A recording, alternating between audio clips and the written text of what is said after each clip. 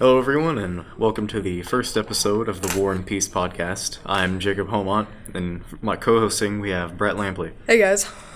Today we're going to be talking about the political climate of the U.S. and Europe and Middle East. So starting off with the United States, Brett is going to tell us a little bit about it. Yes, so coming up is Decision 2020 for the U.S. Presidential election that's coming up, and we have selected certain presidential candidates that we feel that have the biggest impact in the future. So we have Biden, Trump, and Sanders that we're going to be talking about today. So Joe Biden, his beliefs in America are streamlining its values and power and leading other countries by example. He believes in fighting for equality in any way we can, and if we don't feel equal, fighting for that equalness. His view on gun violence is that we don't need to completely ban them, but we do need to enforce heavy regulations and make sure that people are documented with guns and made sure that they can handle weapons.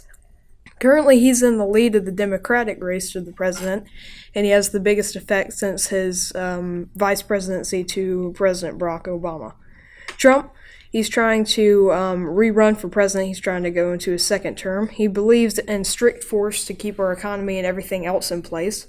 He isn't afraid to start a trade war, and he has used tariffs. He has threatened tariffs against Mexico before to try to get our border policy put back into shape.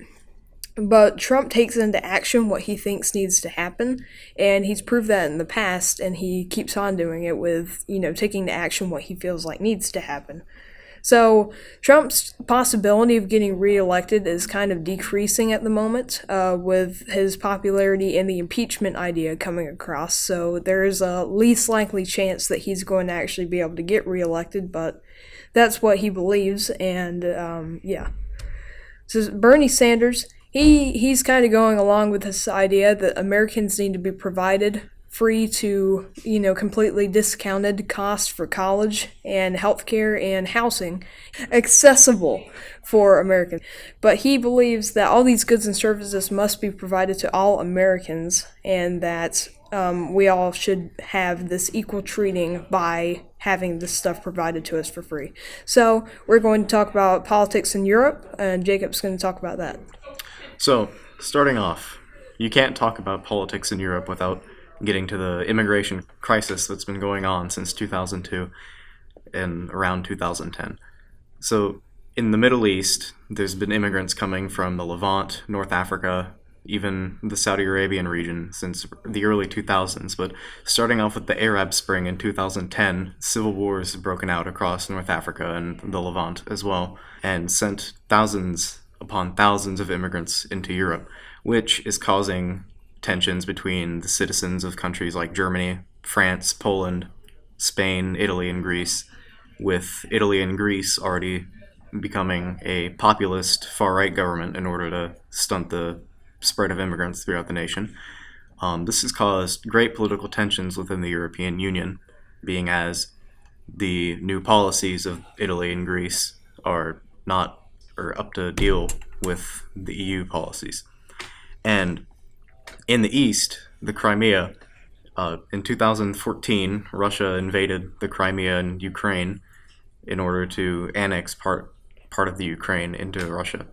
But the Ukrainians have fought back ever since, and there's been more and more tensions within the East. It might escalate into a full-scale war soon.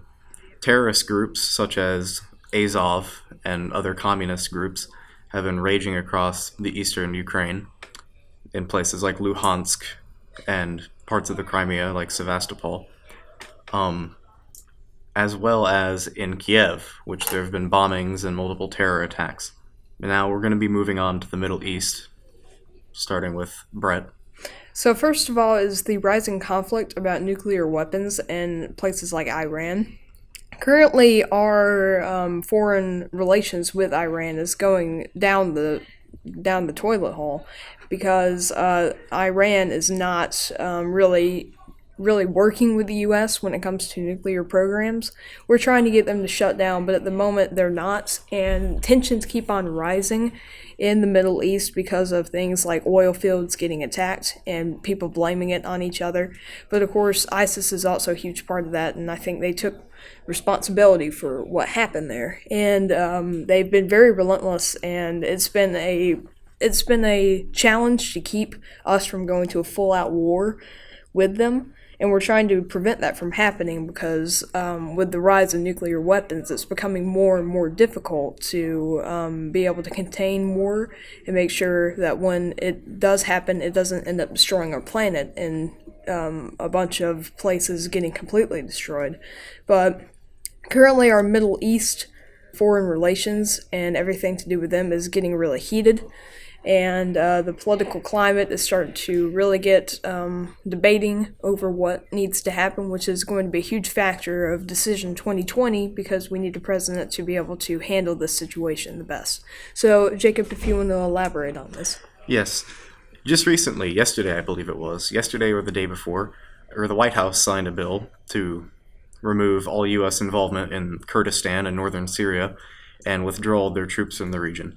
This is instrumental to the Syrian civil war because without U.S. involvement there, the Turkish forces and Kurdish forces might have fights with each other, and ISIS could reappear in the area as well. The Syrian government is also making pushes with help from Russia and Iran into rebel territory, and as well as containing ISIS in the southern parts of the country. And going to Iran, 2 colonels of the U.S. military were killed in Iran, and although Iran is considered the biggest threat to peace in the world by the United States, they're vowing to hunt down the killers in order to cool relations with the United States. But Iran has also been blamed by the United States of attacking Saudi Arabian oil field. Although they have denied the attacks and involvement with that attack, there are still many speculations on whether or not that they're lying or not. Now, on to Brett, could you elaborate on anything? Yes, the U.S. and Russian involvement has been very, very huge in this factor, and it's kind of like, playing your chess pieces right, and it's a thing that we need to make sure that we're minding what we do, because this could turn into a full-out, full-drawn war in the future if we do not handle this right. And like I said before, this is a huge thing about the presidential election coming up in 2020, that we need to have people coming in and doing this responsibly so we don't have World War III coming out of the Middle East. But overall, the political climate in the Middle East is just getting really heated, and it doesn't really show much hope in getting much cooler anytime soon with how these attacks are coming up and people are blaming each other. So it's starting kind of a madhouse, and we need to cool that down before it turns into something horrible. So, is there anything else that you wanted to elaborate on? Yeah, listening into the news recently, I've noticed that there's a politician by the name of Beto O'Rourke who has been saying that he said, hell yes, we're going to take your AR-15, and hell yes, we're going to take your AK-47. Many American citizens believe that this is a complete destruction of the Second Amendment and that he should be taken out of politics, but there are also many radicals who believe that this is a good step forward and that limiting the amount of weapons that the average American citizen can have is a good thing. Yeah, he's kind of continuing. There is really no solution to gun violence. There's no absolute solution to gun violence. There's always going to be some sort of attack. Yes, and especially if you even try to completely eradicate weapon ownership in the United States, it's always going to come back, because now you're going to have people that get enraged by this. And they're going to find ways to be able to smuggle in weapons and use them, and they're going to be more, stirred up to use those weapons now that they have some real tensions that they're going to be using those with. So, this coming up presidential election, it's not a thing of how we can end gun violence, it's more about a thing of how we can contain it. And one of those things is by making sure that Americans can still, use their Second Amendment in the right way, but just make sure that they have the legal documentation required to be able to acquire guns, and make sure that we do make owning a gun a little bit more strict, but not completely eradicated, because that's going to screw over our whole country, in all honesty, because a lot of Americans want their weapons. So it's a huge deal, and of course his stance, O'Rourke's stance on gun violence, I do not personally believe is the right thing to do on gun violence. I still, of course, that doesn't mean that anyone thinks that gun violence is okay. It's just that the way to handle it without having it turn into absolute anarchy is to just make sure that we still have our rights, but make sure that they're regulated to where we can be responsible with them. Well said. My personal opinion on this is that although it may be a good thing to do, it would not work in U.S. society. Many people across the nation are starting to talk about civil war if O'Rourke gets elected into Congress or even as president. This, of course, would plunge the nation into anarchy. It would take forever to recover from. And seeing as that, we need to find maybe a temporary, but in the long run, a permanent solution to gun violence.